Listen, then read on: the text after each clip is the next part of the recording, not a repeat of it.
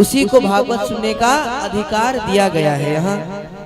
तब जाकर श्री सुखदेव भगवान की है सुंदर भागवत कथा सूत जी महाराज शौनक आदि ऋषि मुनियों को सुनाने लगे हैं। अधिकारी कौन है? जिसके जीवन में जलन नहीं है। भागवत का अधिकारी कौन? जिसके भीतर जलन नहीं है। इसलिए कभी किसी से जलन नहीं करना चाहिए। होता क्या है, सामने वाला बड़ा अच्छा है, बहुत पैसे वाला है, हम गरीब रह गए हैं। सामने वाला बड़ा अच्छा है और बढ़िया गाड़ी है, बंगला है, चकाचक आनंद सब कुछ है, हमसे आगे बढ़ रहा है, उसका नाम हो रहा है। हमारे भीतर होता है क्या कि अरे भाई हम तो ऐसे ही रह गए, ये इतना क्यों आगे हो गया है, ये इतना क्यों आगे हो गया, ये इतना आगे हुआ नहीं है, आपने किया है। अब आप पूछेंगे अच्छा ये इतना आगे हुआ नहीं, हमने कैसे किया? ये तो अपने कार्य करके अपना काम करके तो आगे बढ़ा है, हमारे द्वारा कैसे? आपने ही सामने वाले को आगे किया है और अपने को पीछे किया है।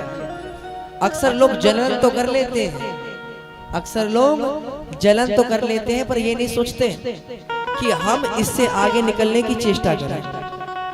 अरे भाई जलन क्यों करते हो? अपने आप ही कुछ ऐसा काम करके दिखाओ, ऐसा कार्य करके दिखाओ कि आपको भी इससे ज्यादा पूजा जाए या इससे ज्यादा देखा माना जाए। जलन करने से अच्छा तो यही है कि किसी दूसरे से और आगे बढ़ जाओ, अपने आप को और बड़ा करो। तो वो अपने आप से बड़ा नहीं हुआ, उसको आपने ही बड़ा किया है। अगर आप में ऐसा सामर्थ्य होता कि आप आगे जा सकते हैं, अपने भक्ति के द्वारा भगवान को प्राप्त कर सकते हैं, अपने कार्यों को द्वारा जीवन में आगे बढ़ सकते हैं, तो वह सामने वाला बढ़ता ही नहीं। अब यहाँ बैठ के जलन करते रहते हैं लोग कि ऐसा क्यों हो गया, ऐसा क्यों हो गया।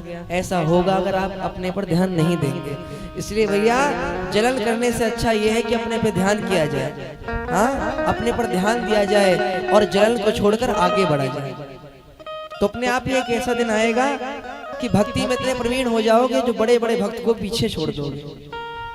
किसी को प्रहलाद जी से जलन होती है, किसी को ध्रुव जी से जलन होती है कि देखो देखो भाई ये कितने बड़े भगवान के भक्त थे, आप इनको भी पीछे छोड़ सकते हैं अगर आप अपने आप में वह सामर्थ्य लाएं।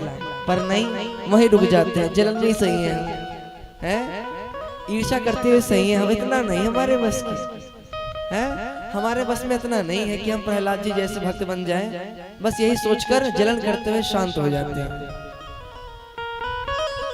तो कुछ कार्य करना चाहिए भगवान को मनाने के लिए, ध्याने के लिए। ये नहीं कि बस जलन में रह जाओ, ऐसे तो पूरा जीवन व्यतीत हो जाएगा, कुछ कर ही नहीं पाएगा व्यक्ति है। जीवन में कन्हैया को प्राप्त किया।